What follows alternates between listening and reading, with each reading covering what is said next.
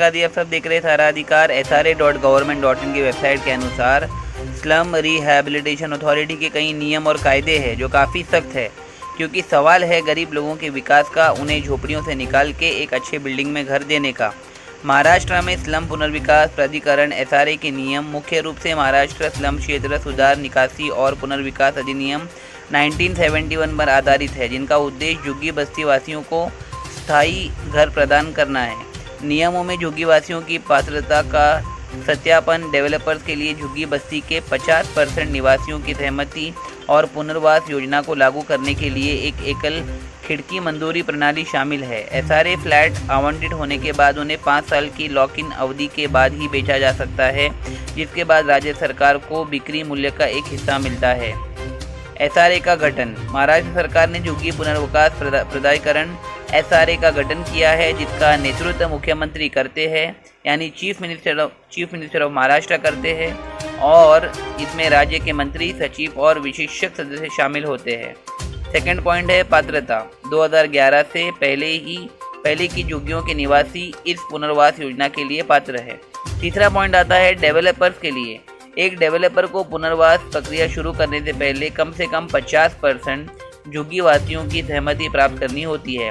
Developers को झुग्गी वासियों को अस्थायी ट्रांजिट कैंप या किराया प्रदान करना होता है जब तक कि उनका घर बन नहीं जाता। इसके बाद है निवासियों के लिए। पात्र झुग्गी वासियों को पुनर्वास योजना के तहत एक मुफ्त घर मिलता है। फ्लैट आवंटित होने के बाद उन्हें पहले 10 वर्षों के लिए बेचना या किराए पर देने की अनुमति नहीं थी, लेकिन 2020 में यह अवधि घटाकर 5 साल कर दी गई थी। 5 साल बाद फ्लैट बेचने पर महाराष्ट्र सरकार को बिक्री मूल्य का एक हिस्सा मिलता है। अब इसकी देखते हैं प्रक्रिया क्या है। SRA झुग्गी वासियों की पात्रता का सत्यापन करता है। SRA योजना को लागू करने के लिए आवश्यक मंजूरी प्रदान करता है, जैसे भूमि का पट्टा और भवन निर्माण की अनुमति। SRA सभी प्रकार की मंजूरी के लिए एकल खिड़की मंजूरी प्रदान करके प्रक्रिया को आसान बनाता है।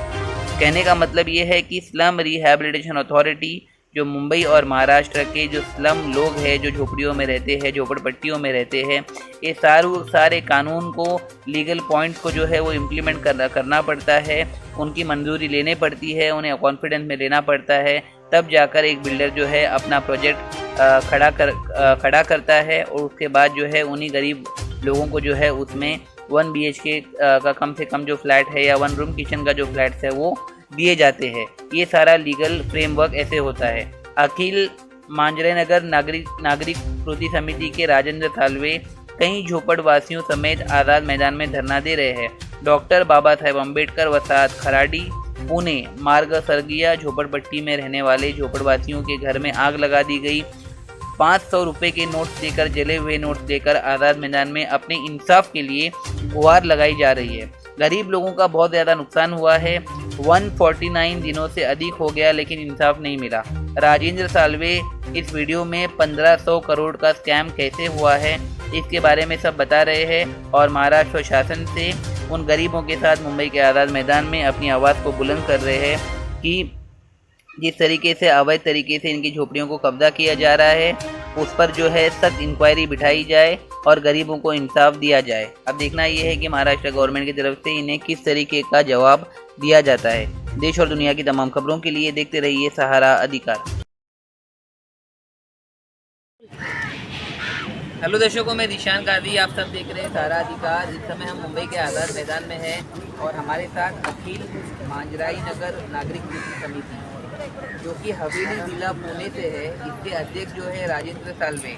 आप कैमरे में तस्वीरों को देख सकते हो। यहाँ पर जो है बहुत सारे महिलाएं हैं, और ये नोट जो है, जो उनके साथ 500 रुपये के जो नोट्स है वो जल चुके हैं। और ये मामला है डॉक्टर बाबा साहेब अम्बेडकर वसाहत खराड़ी पुणे का, जिसमें राजेंद्र साल्वे के अनुसार 1500 करोड़ रुपए का स्लम रिहैबिलिटेशन अथॉरिटी द्वारा, जहाँ पर गरीब लोगों को अच्छे मकान, अच्छे फ्लैट देने का काम होना चाहिए, वहाँ पर इन गरीब लोगों को एक कॉन्स्पिरेसी के थ्रू इनके घरों को जला दिया गया है, और अपने न्याय के लिए, अपने जस्टिस के लिए जो है वो महाराष्ट्र सरकार से, महाराष्ट्र के मुख्यमंत्री से रिक्वेस्ट करने के लिए, निवेदन करने के लिए जो है मुंबई के आज़ाद मैदान में ये लेडीज़ जो है वो धरना और प्रदर्शन राजेंद्र साल्वे के लीडरशिप में कर रहे हैं। मैं फिर से दोहरा दूं, 1500 करोड़ का जो घोटाला है वो इनके ज़मीनों पर, इनके झोपड़ियों पर करने की कॉन्स्पिरेसी जो है वो की जा रही है। ये सारा मामला कैसे स्टार्ट हुआ और ये घटना कब हुई है, इस पर पूरा डिस्कशन हम राजेंद्र साल्वे के साथ करेंगे। सर, वेलकम टू सारा अधिकार न्यूज़ चैनल। आपके अपील मांगराई नगर नागरिक समिति में पूरा हमने लेटर पढ़ा है। 1500 करोड़ का स्कैम आपने बताया है। इन गरीब लोगों की झोपड़ियों में जो है वो आग कैसे लगी, उनका यहाँ पर मुंबई में पुलिस से कैसे आना हुआ, ये सारा प्रकरण, ये सारा कैसे हुआ, ये हमारी न्यूज़ को बताइए। मी राजेंद्र साळवे, मी एक शिक्षक आहे, त्याच ठिकाणी राहणारा आणि माझ्या शाळेमध्ये जे विद्यार्थी आहेत ते विद्यार्थी शाळेत आले नाही म्हणून मी त्या ठिकाणी त्या झोपडपट्टीमध्ये बघायला गेलो. तर त्या ठिकाणी ती आग लागलेली त्यांची घरं पाहून, त्यांचं प्रपंच पाहून त्या ठिकाणी मी आंदोलनाचा निर्णय घेतला आहे. 150 दिवस झाले त्या ठिकाणी दररोज 1 तासभर आंदोलन चालू आहे. आगीचे कारण आम्हाला ज्यावेळेस कागदपत्र काढल्यानंतर कळालं की ही आग खऱ्या अर्थाने कशासाठी लागली, तर ही आग खऱ्या अर्थाने बिल्डर विवेक पाटील यांना तो SRA मार्फतचा प्रोजेक्ट 18 मजल्याचा राबवायचा होता आणि त्यातून ते पैसे मिळणार होते. आणि मग ह्या पैशामध्ये कोण कोण सामील आहेत, तर हे स्कॅम कसा केला, तर SRAची स्टार्ट आणि सुरुवात ही ह्या बोगस संमतीपत्राच्या द्वारे झालेली आहे.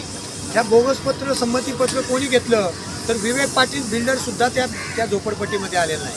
तर बिल्डर विवेक पाटीलचे हस्तक जे होते, लतिका साठे जी भाजपची महिला शहराध्यक्ष आहे, आणि दुसरा जो आहे तिचा भाऊ दीपक साठे, ही त्या ठिकाणी शरद पवारच्या पक्षाचे युवक काँग्रेसचे प्रदेश सरचिटणीस म्हणून काम करतात. या दोघांनी बहीण भावांनी आपल्या घरी या लोकांकडून गरीब लाईट बिल देतो, रेशन कार्ड देतो काढून, मीटर देतो काढून, अशी खोटी आश्वासनं देऊन ह्या स्टॅम्प पेपरवर सह्या घेतल्या. हा स्टॅम्प पेपर खोटा आहे. त्यात लिहिलेला मजकूर असा आहे की या ठिकाणी झोपडपट्टी घोषित आहे. झोपडपट्टी घोषित असल्यानंतरच हा प्रोजेक्ट तयार करता येतो, परंतु हे खोटं लिहिलं आहे. आणि ह्यानंतर दुसरं पान ओलांडलं तर या ठिकाणी नोटरीचे फक्त शिक्के आहेत, इथं सगळ्या रिकाम्या जागा आहेत, कुठलंही भरलेलं नाही. आणि या ठिकाणी इथं वकिलाची फक्त सही आहे. आता वकिलाचं नावच नाही.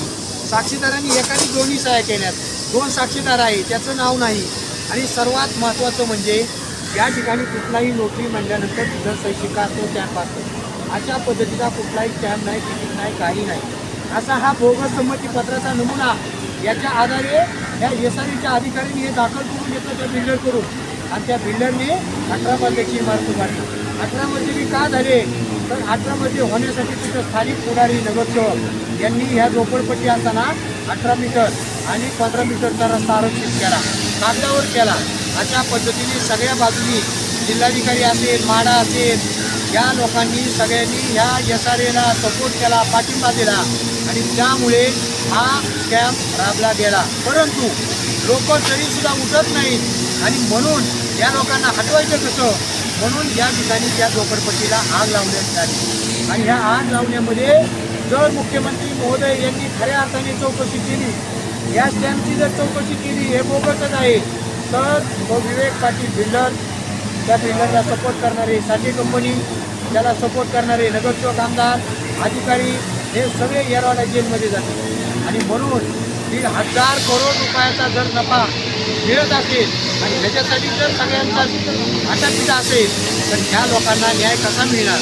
आणि म्हणून आमची विनंती आहे मुख्यमंत्री साहेबांना की 5 महिने झाले, 5 महिन्यामध्ये तुम्ही अद्यापही या लोकांना नुकसान भरपाई देऊ शकला नाही, आणि 5 महिन्यानंतर आज तुम्हाला ही नुकसान भरपाईसाठी हे पत्र काढले की तुम्ही कलेक्टरनी द्यायचं नुकसान भरपाई.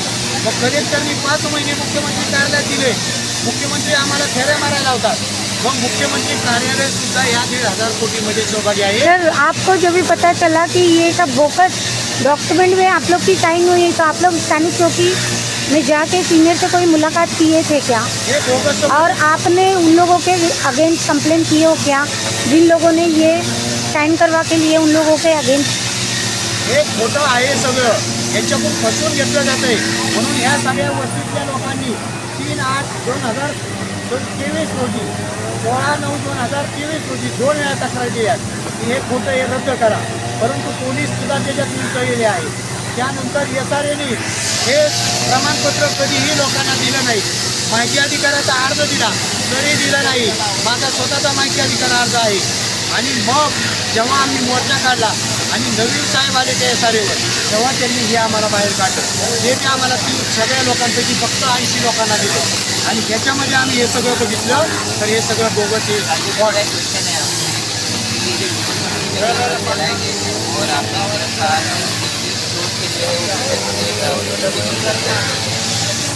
आपको लगता है कि यह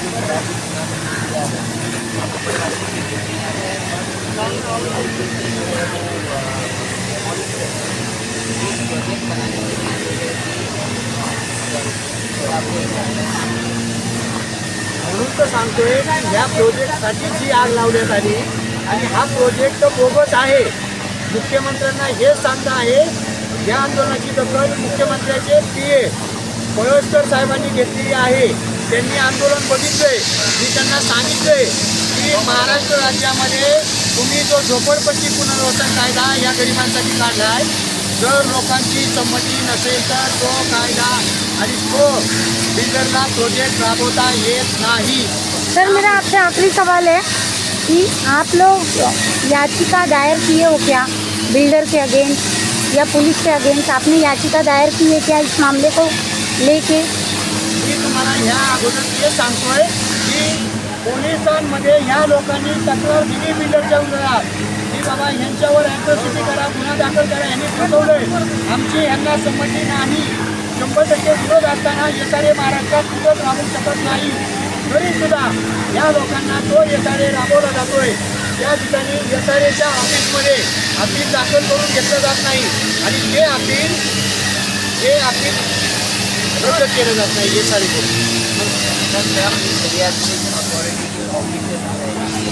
साला 2025ला मुख्यमंत्र्यांनी तक्रार केली, साहेब याची चौकशी करा. तरी पण ते SRA जर चौकशी करून ते जर दोषी असतील तर ते कसं काय दोषी आरोपी ते सिद्ध करतील त्यांच्या अंगावर नाही करणार. आणि ह्या घोटाळ्याची चौकशी फक्त मुख्यमंत्री आणि फक्त मुख्यमंत्रीच करू शकतात. पण मुख्यमंत्र्यांच्या कानावर हे नसेल तर मुख्यमंत्र्यांच्या कार्यालयातून जे अधिकारी वर्ग आहे, या अधिकारी वर्गांनी 5 महिने काय केले, का नुकसान भरपाई दिली नाही, का ह्या स्कॅमला मदत करतात, का अधिकाऱ्याला सांगत नाही हे बोगस केलं तर करा. सर मेरा आपसे सवाल है, आप लोग को आज़ाद मैदान में बैठ के कितना दिन हुआ है? आज़ाद मैदान में हमने 4 बार आए अभी आज आए ना. अभी तक मंत्रालय में किसी मंत्री से आपकी मुलाकात अभी हुई? पुलिस से उनके पास है. हाँ. पुलिस को सूचना दी गई होगी. अब तो उनकी मुलाकात मांग रहे कि ये लोग देखो और ये रद्द करो. अभी हमारे 15 दिन हो गए जिसको ये मिल रहा है. 4 महीने 15 साल से ये गलत था SRA इसके ऑफिस में. SRA स्लम रिहैबिलिटेशन अथॉरिटी का जो भी कोई प्रोजेक्ट होता है गरीबों के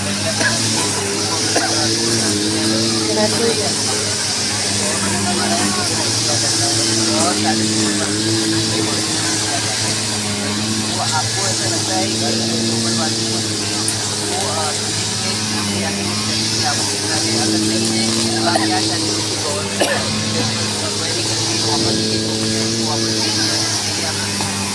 आम्ही तेच म्हणतोय की ते बोगस SRA आहे. म्हणजे हे बोगस याच्या आधारे केले असं कायद्यात कुठंही नाही. हे रद्द करा ही लोकांची मागणी आहे. आणि त्या आहे त्या ठिकाणी त्या लोकांना लेआउट काढून कलेक्टरनी निम्मा अधिकार दिला आहे. त्या ठिकाणी PM आवास योजनेअंतर्गत घरं मिळतात, पण त्याचा लेआउट महापालिका काढणार का? महापालिका त्याच्यामध्ये गुंतलेली आहे का? तर त्यामुळे लेआउट काढला तर ह्यांना SRA राबवता येणार नाही. मग SRAसाठी सगळ्या अधिकाऱ्यांचा आटापिटा पुढाऱ्यांचा बिल्डरचा चालला आहे. धन्यवाद सर. महाराष्ट्र शासनाच्या महसूल विभागाच्या नव्यानुसार निर्णयानुसार कलेक्टरने यांना अधिकार दिला आहे GR नुसार. तो GR असताना यांना SRA नको कशाला लागता तुम्ही? आणि 100% विरोध असेल तर राबवता येतच नाही. या असताना पुन्हा SRA होऊ शकत नाही. या लोकांची मागणी बी नाही. आणि जर राबवण्याचा तसा प्रयत्न केला तर त्याचे परिणाम मुख्यमंत्र्यांना त्यांच्या सरकारला भोगावे लागतात. सर सूत्रों के अनुसार पता चला है कि 2 जन की जान भी जा चुकी है, लेकिन सरकार के कान में अभी तक जू तक रेंग नहीं रही. झोपडपट्टीला आग लागली त्यावेळेस एक मुस्लिम समाजाचा एक माणूस त्याचा दवाखान्यात मृत्यू झाला. आणि मृत्यू झाला तर परत एक दुसरा पण माणूस तिथं हे झाला, मृत्यू झाला. तर असं होत असताना तरी पण प्रशासनाने तिथं दखल घेतली नाही. आतापर्यंत 1 रुपया शासकीय मदत किंवा एक शासकीय सर, जिस तरह आप लोगों ने बताया कि पुलिस भी काफ़ी लापरवाही इसमें दिखा रही है और आप लोग को अच्छी तरह न्याय नहीं मिल रहा है, तो सरकार से आप लोग की क्या मांगनी है? किस तरह इन बेबस लाचार लोग को आप लोग न्याय दिलाने में सक्षम रहोगे, उसकी जानकारी दीजिए. काय झालं माहिती आहे का, आतापर्यंत झोपडपट्टी जवळून 6 महिने होऊन गेलेले आहेत आणि झोपडपट्टीचं आंदोलन हे राजेंद्र साळवे मांजरी कृती समिती या नेतृत्वाखाली चालू आहे. आणि हे नेतृत्व करत असताना आतापर्यंत कुठला नगरसेवक, कुठला आमदार, कुठला खासदार म्हणजे कुठल्याही शासकीय लोक आतापर्यंत पुढं होऊन आलेले नाही. आणि आमची जी मागणी आहे की या लोकांना आहे त्या जागेवर घरकुल बांधून देण्यात यावा. आम्हाला SRA नको आहे, आम्हाला SRA नको आहे. आम्हाला ही फसवणूक करतात कारण की SRAची कुठली मिटिंग नाही, कुठलं काही नाही. आणि जी आता जे घरं जळालेले आहेत त्यांना जे मुख्यमंत्री सहायता निधी असतो सरकारचा, त्या सहायतेमधून आतापर्यंत 1 रुपयाही दिलेला नाही. आणि ज्या मृत्यू झालेला आहे एका माणसाचा, त्याला 1 लाख रुपये दिलेले आहेत. त्याचा विमा होता म्हणून त्याला 1 लाख रुपये दिलेले आहेत. पण आम्ही गेल्या 19 तारखेला इथं आंदोलन केलं आणि त्याचा रिप्लाय परत आम्हाला सांगितलं की 2-4 दिवस तुम्ही आम्हाला वेळ द्या. आणि त्याच्यानंतर आता साळवे सरांना एक निवेदन दिलं त्यांनी की आम्ही परत सांगितलं होतं की आमची समाधानी नाही आहे, जोपर्यंत आमच्या लोकांना दलित ग्रस्तांना निधी मिळत नाही आहे, मदत मिळत नाही, तोपर्यंत आम्ही आंदोलन सोडणार नाही आहे असं आम्ही त्यांना ठामपणे सांगितलं. आणि शासनाने याची दखल घ्यावा.